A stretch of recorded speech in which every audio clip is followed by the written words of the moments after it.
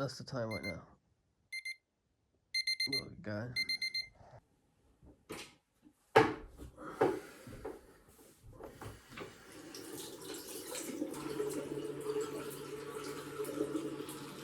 So currently on my way to work right now. I'm going to get myself one of those electric scooters. Normally when I go to work I cycle, but today, I don't know if you can see behind me, but it's absolutely freezing. So with the electric scooter, it just gets you there a lot faster. And also I don't get there completely knackered and all sweaty, where if you're cycling it's like you've already done a workout before you even got onto your shift. So yeah, grateful for the scooters. I mean, they get you there at the end of the day. It's just how cold it is. The thing is actually glistening in the light there.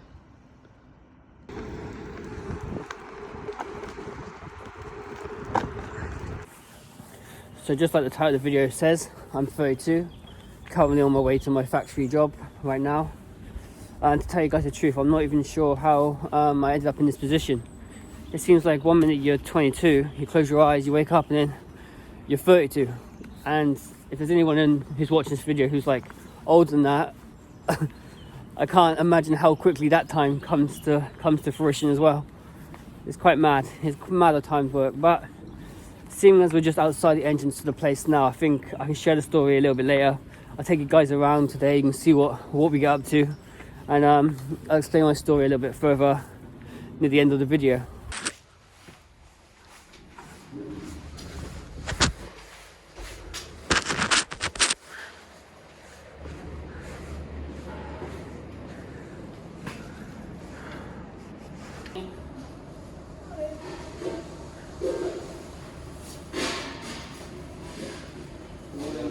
How are you? Yeah, I'm good, dude. Are you cycling this weather? Yeah. That'd be freezing. You're insane, bro.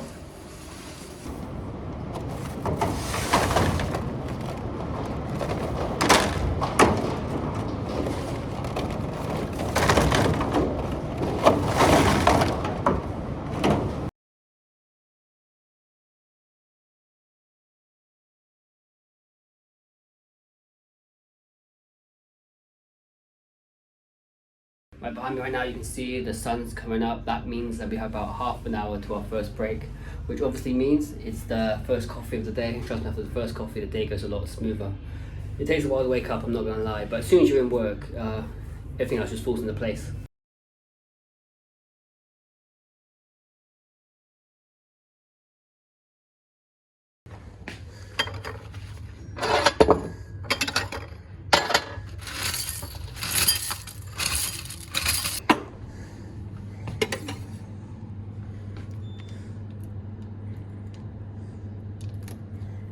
Yo, the vending machine's not working. Oh no. Try it. Hey.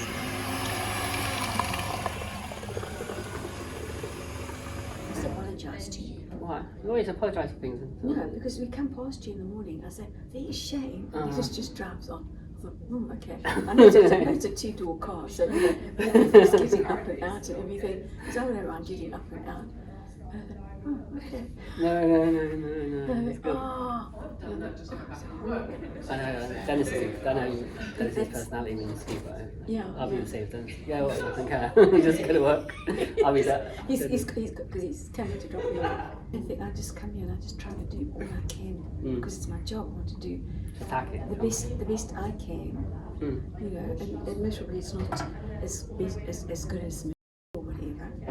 But I'm trying to do my best at whatever I do. And I think if I can do that, I think, well, thank you, Lord. You know, and that's all that worries me. You know?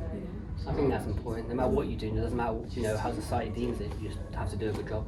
Yeah, The best job you can do. I can do. And like I say, it's each of us have maybe different abilities. You know, that's why, you know, when I haven't finished the floor, I really get a bit uptight because I want to.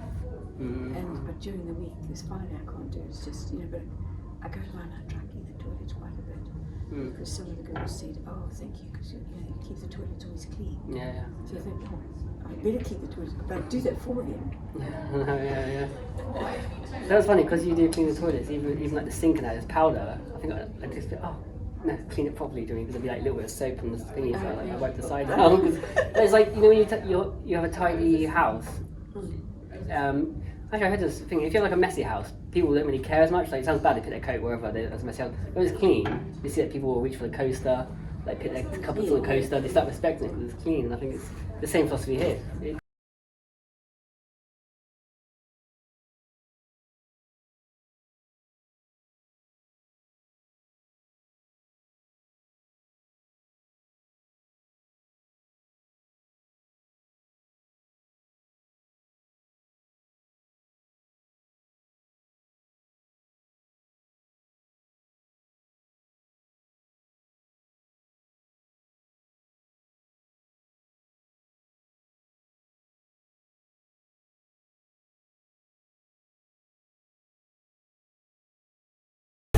Now we're just wrapping up the day, time for the mopping, and then it's time to go home.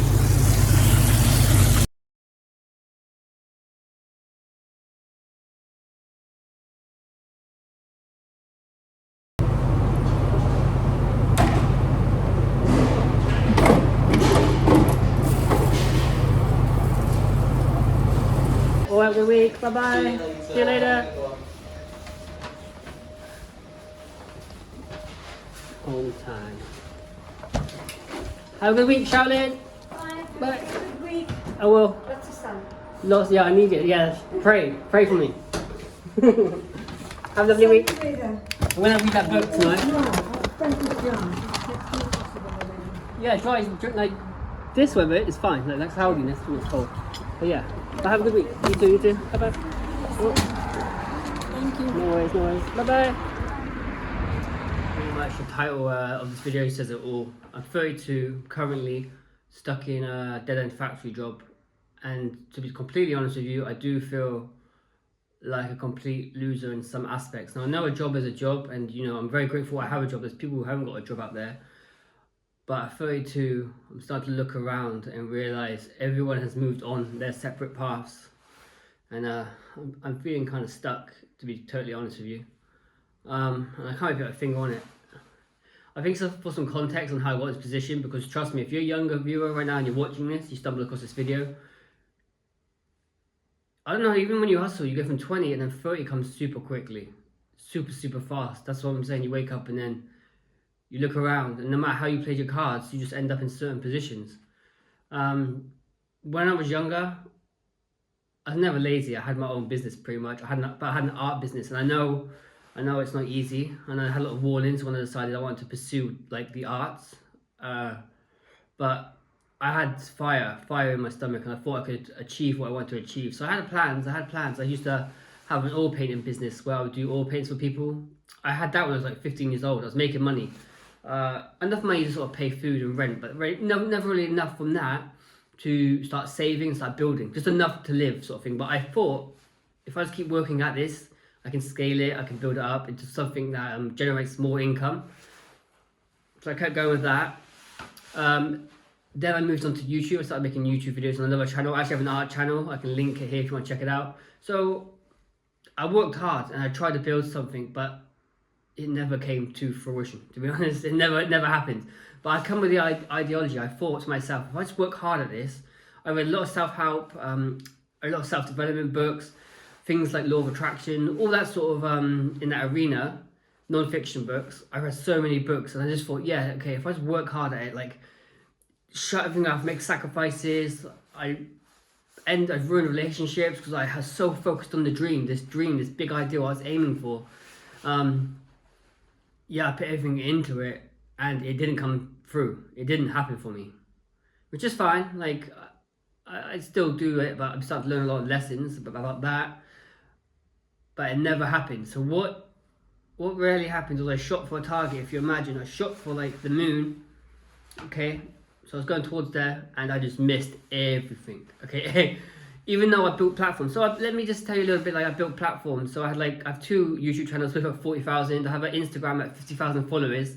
I thought, okay, I build these up. I could start selling more things. I could sell products or courses.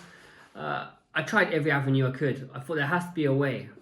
Yeah, and really, I didn't hit the mark. I didn't hit the mark on anything. and it hurts, to be honest. It hurts, and you almost feel you've been duped. You believe that you work hard, you know what I mean? You work so hard for something. And I mean, like, I was working like 10 hours, just in my bedroom, bro. Every day working, and it just never happened. And people give you the advice of, you know, you tried and you learned lessons, and try and put the positive on it. And I do lean towards a more positive outlook on things. And I know that, and I know it comes from a good place, but you can't help inside just feeling like, yeah, I learned lessons, and yeah, like my art got better, and I met connections and stuff. But I'd rather be in a position where I can help others and help my family. You know, I'd rather be. I don't know how the girls feel, but like, as a man, just not being able to bring home the bacon, they'll bring back the money, and support the family around you. Even though you gave it everything, it hurts. It really hurts. And I'm sure things can look up. Do you know what I mean? I'm making moves, like better moves. Like I said before, I have a job, but yeah, the pain's weird, man. It's weird. And a lot of it. Do you know what I mean? I took the risk because I'm taking full responsibility for my choices. I took the risk, and I knew there was a risk to be paid for. You know, it's not easy to make a business is hard anyway. But to go into the market of the art world, my goodness gracious, you are against it. And if there's anyone watching this who is an artist, I take my hat off to you. And you're a warrior. You have to be a warrior. You have to be strong. It's not just about making art. You have to be ahead. Because if you're not, there are people out there who are, you know, they're still putting the work in, and they are making sacrifices. You have to make sacrifices at anything. So, anyway, I'm not a guru. I'm just a guy talking to a camera in a room. So you know what you got to do. So yeah, so I think I just rambled off a bit then. So yeah, that's it. I just worked really hard, tried to build myself up, read all the books, self-development on business, marketing, finance, investment. The art technique itself, how to win friends and influence people. I did all of that, and then I realized the only skill I have is creating art. But where I am, there's no jobs for art, and there's not many jobs in the world for art. Well, I'm in the UK, so America. I looked in America. There's bigger markets, so moving is an option.